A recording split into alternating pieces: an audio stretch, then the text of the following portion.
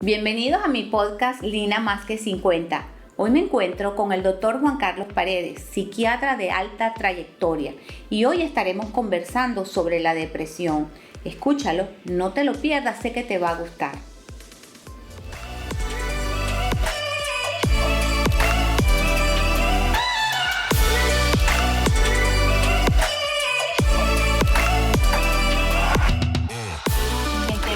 Acá con el doctor Juan Carlos Paredes. Qué honor para mí estar con el doctor Paredes, que es mi terapeuta personal. Yo a él le agradezco toda la ayuda que me dio en momentos difíciles de mi vida y por eso he querido compartir con todos ustedes esta maravilla, este hombre espectacular. Como siempre le digo, el doctor Paredes es el amigo en el que puedes confiar, que no te critica y que siempre te va a dar un buen consejo. Y creo que eso se ha convertido en parte de mi eslogan hacia usted, doctor Paredes. Lo aprecio muchísimo y para mí, como le repito, es un honor poder hacer este podcast hoy con usted. Y hoy particularmente quisiera conversar sobre la depresión. Sé que muchos de nosotros o hemos pasado en algún momento de nuestra vida por depresiones, ya sea depresiones por posparto, depresiones por la pérdida de un familiar, depresiones por divorcio, innumerables depresiones, o hemos tenido algún familiar nuestro que haya pasado por esto. Me encantaría, doctor, que usted nos hable un poquito sobre las depresiones, los tipos de depresiones y cómo detectar cuando estamos pasando por un proceso depresivo. Claro, Lina, gracias por esas palabras tan bonitas. La depresión es un tema que me ha apasionado desde que vine a la Universidad de Pittsburgh hace 30 años. Y en ese momento mi meta era encontrar la cura para la depresión.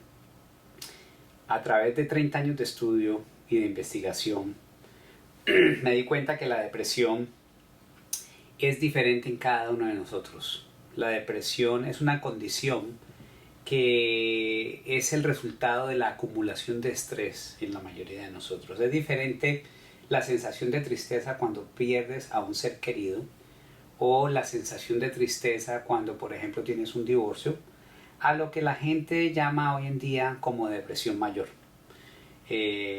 donde se reúnen una serie de síntomas y esos síntomas pueden tener múltiples causas. En algún momento a la depresión la quisieron comparar con la diabetes. Y entonces dijeron que la diabetes era una deficiencia de insulina. Y asimismo hablaron de la depresión y dijeron pues, que era una deficiencia de serotonina o de norepinefrina. Y en realidad no son para nada comparables. Si yo fuese a hablar de la depresión o a compararla con una condición médica, yo la compararía más con una condición que se llama fiebre de origen desconocido, donde tienes una cantidad de potenciales causas y donde en cada ser humano lo que hay que hacer es buscar cuáles fueron las causas que son múltiples que llevaron a la persona a un episodio de depresión. Y no tiene nada que ver con la parte biológica, simplemente son factores externos lo que puede producir la depresión. Bueno, no, a ver, los factores externos, hoy en día lo que está sucediendo, y mi teoría es que la depresión es estrés acumulado. Entonces hay un continuo de los seres humanos que comienza con una de las emociones básicas más dañinas que se llama temor. Y ese temor nos lleva a las preocupaciones y esas preocupaciones continuas nos llevan al insomnio y eso nos lleva al estrés. Cuando eso empieza a estar presente crónicamente, empieza entonces un proceso de desgaste del organismo y eso tiene también una explicación biológica, ¿sí? Eso sucede a través del mecanismo de la cascada del estrés, en la cual liberas sustancias como por ejemplo el cortisol. Cuando ese proceso sigue, cuando el insomnio sigue, llega un momento en que vas sintiendo un cansancio a diario. Y eso es lo que produce esta sensación de tristeza, doctor, que a veces estamos bien, sabemos que estamos contentos, y de golpe me siento triste y no sé por qué estás triste. Bueno, la sensación de tristeza en los pacientes que han sido clasificados como depresión mayor es distintiva a la tristeza que podemos tener cualquier ser humano en determinado momento. ¿Y por qué sucede que podemos tener tristeza? Porque las emociones fluctúan como todo en el universo, todo fluctúa. Fluctúa nuestro nivel de energía, fluctúa nuestro nivel de claridad mental y fluctúan nuestras emociones. Pero eso es un estado, digamos, temporal que pasa rápidamente en la mayoría de las personas.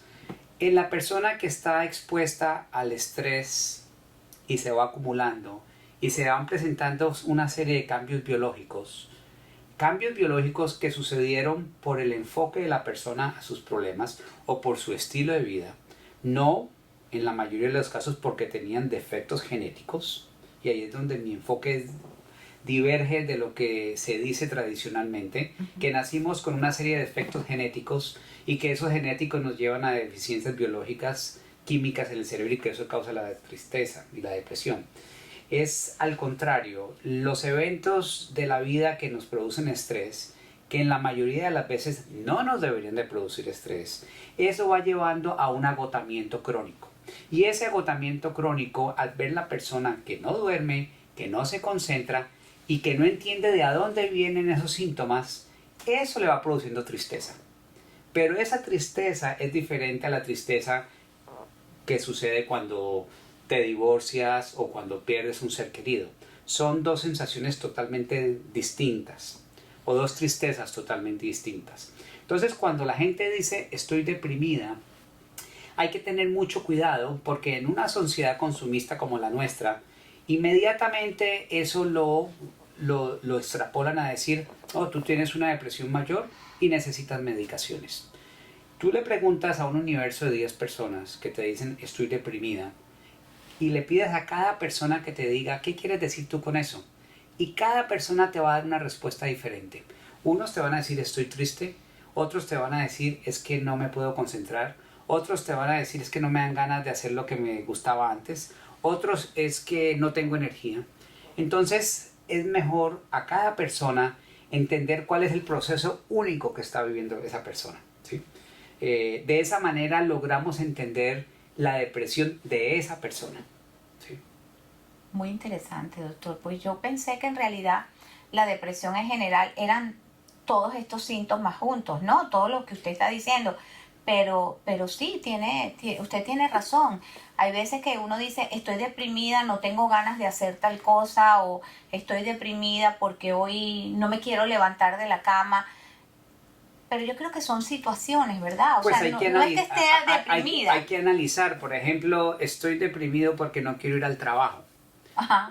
Perdón, no me quiero levantar de la cama. Entonces, ahí uno tiene que mirar, a ver, ¿eso es depresión? ¿O es que durmió mal anoche? ¿O es que el trabajo es un trabajo agobiador?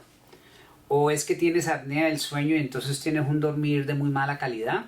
Entonces, el simplemente hecho de decir no me quiero levantar y eso es depresión es un enfoque demasiado simplista. Ahí es donde se combina la esencia de la medicina, que es ciencia, pero también es un arte, ¿sí? Sí. Ese es un enfoque integrativo a la depresión. ¿Y qué recomendaría usted para las personas que hoy nos están viendo? ¿Cómo prevenir la depresión o cuáles serían los signos para uno saber si hay alguien alrededor suyo o uno mismo esté pasando o comenzando un proceso depresivo? Bueno, acuérdate que la mayoría de depresiones son debidas a nuestro esquema mental, nuestras escogencias de vida, nuestros hábitos y a veces las circunstancias de vida. En base a eso, entonces uno se devuelve un poquito y uno mira, a ver, ¿qué hay en nuestro esquema mental que me puede predisponer a la depresión? Entonces, en nuestro esquema mental, las cosas que más nos llevan a estar predispuestos a la depresión es, por ejemplo, tener una serie de expectativas no realistas. Entonces, cuando tú estás llena de expectativas no realistas y no se te dan las cosas, ahí es donde viene la frustración. O es, por ejemplo, tener una serie de preconcepciones dañinas.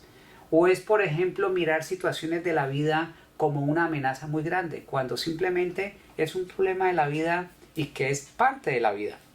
Entonces, ese esquema mental es muy importante aprender a manejarlo. También viene otra serie de variables importantísimas, como por ejemplo el dormir bien. Fundamental para un buen estado de ánimo, dormir tus 8 horas cada noche. Sí. Fundamental hacer ejercicio. Fundamental no comer comida inflamatoria, ¿sí? Fundamental rodearse de buena gente. Una relación tóxica es lamentable para el estado de ánimo. Tener un trabajo que te dé inspiración. Entonces, si tú miras esas 5 o 6 recomendaciones y tú tratas de que ese sea tu rutina diaria, los chances de que vayas a caer en depresión son mucho menos probables. La otra que es muy importante también es no usar sustancias que dañan tu cuerpo o que dañan tu mente, ¿sí? Como drogas. Como por ejemplo la droga, la marihuana, que por estos días todo el mundo le ha dado porque la marihuana se ha convertido en la redención del ser humano, sí, desafortunadamente. Alcohol en exceso. Sí. Ahora algunos colegas míos están haciendo terapias psicodélicas. ¿Cómo es eso, doctor? Con hongos o con... ahora se ha aprobado para la depresión la ketamina, que era un agente anestésico para caballos, ¿sí? Entonces toda esta cantidad de la gente buscar ayuda, pero sin realmente una orientación, porque esta serie de enfoques vienen de la ciencia médica, ¿sí? Y eso es desafortunadamente un poquito de... la ciencia médica se ha ido distorsionando hasta el punto en que usar estos psicodélicos es la fórmula para el crecimiento del ser humano. Y la fórmula del crecimiento del ser humano es estudiando cómo se crece y es practicando el crecimiento. No viene de una sustancia o de una... nada de eso va a reemplazar el buen uso adecuado de la mente y el buen uso adecuado del corazón. Sí, yo recuerdo la primera vez que vine con usted, que vine buscando fue ayuda de pareja, no sé si recuerda. Sí, sí. Lo primero que usted me dijo fue, Lina, tienes que meditar. Lina, tienes que hacer ejercicio. Lina, tienes que ayudarte tú misma. Y es verdad, doctor, he hecho todas esas cosas y yo he sentido que he crecido, me siento muy bien conmigo misma, estoy haciendo ejercicio, tomé acciones, me mudé, cambié de casa, o sea, he hecho como que las cosas y es verdad, me he sentido muy bien, he dormido bien, estoy comiendo mejor. Y yo creo que son cosas sencillas del día a día que nos pueden ayudar y son recomendaciones súper válidas y sé que son muy buenas y son muy efectivas porque yo las he probado con usted. En estos días me hicieron una pregunta, doctor, se la voy a hacer. No sé si me preguntaron si la depresión era hereditaria. Bueno, pues realmente el concepto de hereditario es los genetistas aman ese concepto, ¿cierto? Uh-huh. Porque los genetistas desean que la mayoría de situaciones o de condiciones humanas se expliquen solamente basado en los genes. Como las personas religiosas desean que al universo se le dé una explicación desde el punto de vista religioso, ¿cierto? O como los que siguen terapias psicológicas, cada uno de ellos desea que la terapia para la cual ellos están entrenados sea la respuesta a las desdichas del ser humano. Entonces, a los genes se les ha dado demasiado peso como al punto de llevarnos a creer que los genes son los que rigen nuestro destino. Y eso se llama la teoría del determinismo genético, ¿sí? Que nacimos con una serie de genes y esos genes son los que ya establecieron nuestro destino por el resto de la vida. Yo creo que también el medio ambiente juega un papel importante, ¿verdad, doctor? Absolutamente. La epigenética ha demostrado todo lo contrario. La epigenética ha demostrado que la actividad de la mente, el buen uso de la mente, los hábitos saludables causan un cambio en la expresión y en la estructura de los genes. Ya yéndonos más específicamente a tu pregunta de los genes y la depresión. Llevamos 50 años buscando marcadores biológicos para la depresión, de electroencefalograma, de imágenes del cerebro, resonancias nucleares, de estudios del sueño, de genes. No se ha encontrado un solo marcador. ¿Por qué no se ha encontrado un solo marcador? Porque la conceptualización que tenemos es totalmente errada. Entonces, cuando vienen los genes, lógicamente el capítulo de genes, de genes en depresión en un libro, pues lo escriben los genetistas. No lo van a escribir las personas que hacen terapia. Y cada persona, dado que nuestros egos pues son a veces bastante complejos, quiere que ese sea el tema importante. Entonces, en el tema de la depresión, dicen que los genes tienen una incidencia en la depresión entre un 10 a un 50%. Entre un 10 a un 50, eso es ni chicha ni limonada. Eso es todo y es nada. ¿Sí? Exacto. Entonces, realmente no hay una base fuerte para decir que la depresión es genética. En base a lo que yo te comenté, que todo indica para mí que la depresión es estrés acumulado. ¿Qué significa eso? Que estás en un ambiente donde hay mucho estrés. Y si tú creciste con unos padres o uno de los dos o un ambiente familiar que tenía mucho estrés, pues lo más probable también es que tú adoptaste esos patrones de comportamiento y los volviste tus patrones y aprendiste formas maladaptativas para tú crecer. Y lógicamente esas fórmulas no van a funcionar y vas a tener los malos hábitos y vas a tener entonces los mismos síntomas que habían en tu casa. Pero eso no significa que los tienes porque naciste con el gen de la depresión. Si no los adquiriste por el medio ambiente. Los adquiriste porque creciste en ese ambiente. ¿Sí? Entonces no ha habido hasta ahora identificación del gen de la depresión, ni nunca se va a identificar el gen de la depresión porque la tenemos totalmente misconceptualizada. Perfecto. Ahora le quiero hacer otra pregunta. Hábleme de la depresión posmenopausia. Bueno, ese es otro capítulo mito. Totalmente aparte, ¿sí? El de las tristezas que le dan a las mujeres después de tener que se les pare su periodo. Es un proceso complejo porque por un lado su autoimagen se ve un poco afectada. Al acabarse las hormonas, eso causa un proceso de envejecimiento, donde la persona se siente cansada, donde le dan cambios de temperatura. Entonces eso, desde el punto de vista mental, te agota. Hay cambios reales, ¿sí?, que suceden en tu organismo, y además, dependiendo de las circunstancias de cada mujer, si no tiene unas herramientas para dejar que su autoestima florezca, si está en una relación tormentosa, todos esos factores hacen que esa persona se sienta menos amada, menos atractiva, cansada, y cuando tú juntas todo eso, a eso le llaman depresión. Pero no es en realidad una depresión. Es depresión desde el punto de vista de que la persona no se siente bien, pero el error es nuevamente decir que eso es debido a que tienes un defecto genético y que tienes 2 o 3 sustancias bajas en tu cerebro, teoría que nunca ha sido probada. Okay. Nuestro cerebro maneja 300 neuropéptidos y si aprendemos muy bien qué áreas regulan las emociones, muchas zonas del cerebro regulan las emociones y posiblemente la mayoría de estos 300 neuropépticos tienen una incidencia en nuestro estado de ánimo.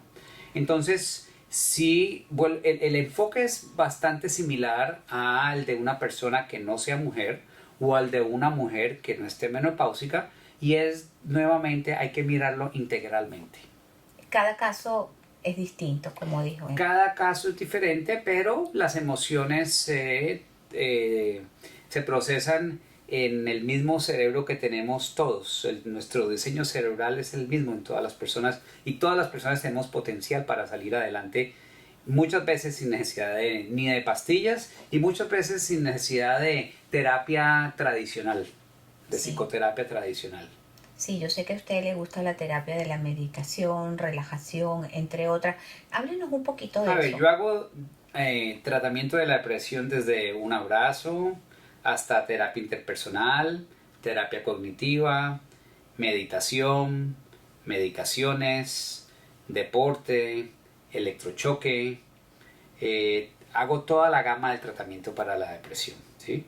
Cuando tú empiezas a entender cuáles son las variables que le están afectando el estado de ánimo a este paciente en particular en este momento.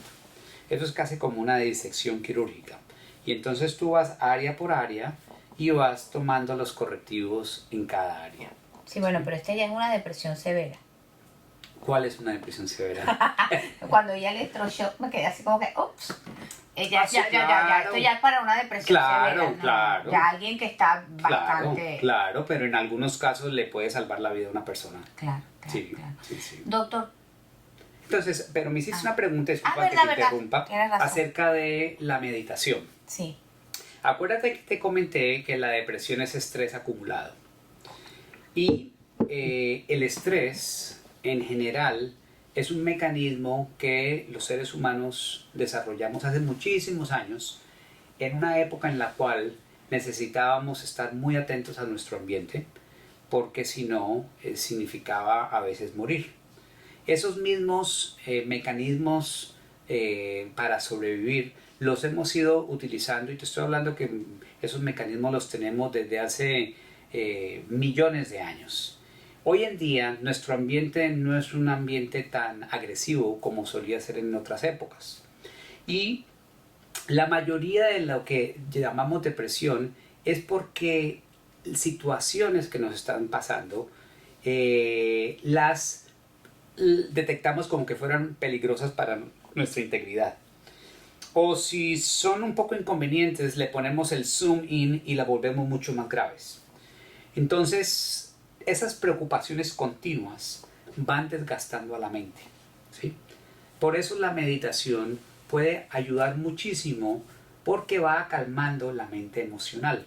Las preocupaciones continuas son producto de la mente emocional, que es una mente muy rápida y que usualmente nos hace ver peligro por todas partes, cuando en realidad no hay peligro en ninguna parte, ¿sí?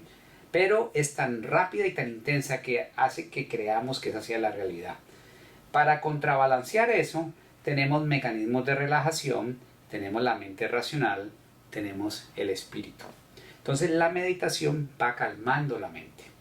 Al calmar la mente, hace que todas esas energías malas que se disparaban por el estrés se vayan menguando. Esa energía se media a través de varios sistemas, el inmunológico, el endocrino, el sistema nervioso autónomo. Al tú estar meditando, logras acallar la mente un poco, logras tranquilizar el cuerpo, logras abrirte a la espiritualidad. Entonces, la meditación es un proceso muy eficiente para calmar las angustias y para prevenir la depresión, ¿sí? Yo a veces ni siquiera lo llamo meditar, yo a veces, para simplificarlo un poco, lo llamo contemplación o autorreflexión, ¿sí? Cuando eso tú lo ligas a un buen ejercicio respiratorio, por ejemplo, eso puede ser más terapéutico que una sesión donde se están tratando muchas situaciones dolorosas en la vida. sí, sí. Yo pienso que a veces tiene razón lo de las situaciones dolorosas. Ir a lugares y escuchar que están hablando de situaciones y situaciones tristes, como que te entristece más y te deprime un poco más. Yo no soy de las personas que me gusta escuchar mucho en estos Sí. seminarios a la gente quejándose. Yo entiendo que ellos deben, pero yo creo que eso entristece mucho más. Sí, las situaciones tristes a veces hay que escucharlas, pero hay que escucharlas cuando uno va a dar un feedback positivo al respecto. Exactamente. Pero no como parte de nuestra rutina diaria, porque con eso no vamos a crecer. Bueno, doctor, Ya nos están haciendo señas por allí que tenemos que cortar. Pero es que el tema ha sido tan interesante, que le pido por favor me dé la oportunidad de hacerle otra entrevista y otro podcast, porque realmente me quedé con tantas preguntas esta Claro, noche cuando quieras. que cónchale, me gustaría volver a hablar con usted sobre depresión. Me faltó la depresión postparto, me faltó las alarmas que debemos tener para saber si algún ser querido o un adolescente está entrando en un proceso depresivo, entre otras cosas. Lo que quiero ahorita es agradecerle, me encanta mi doctor Paredes, me encanta esta persona tan bella, tan dulce, que sabe escuchar, sabe aconsejar, nunca juzga y nunca critica. Lo quiero mucho, doctor Paredes. Gracias por haberme dado esta oportunidad. Mucho gusto, Lina. Mi gente bella, espero que hayan disfrutado el día de hoy el podcast con el doctor Juan Carlos Paredes y el tema sobre la depresión. Recuerda suscribirte por mi canal de YouTube Lina Más que 50 y por Instagram Profeta_Lina. Muchas gracias.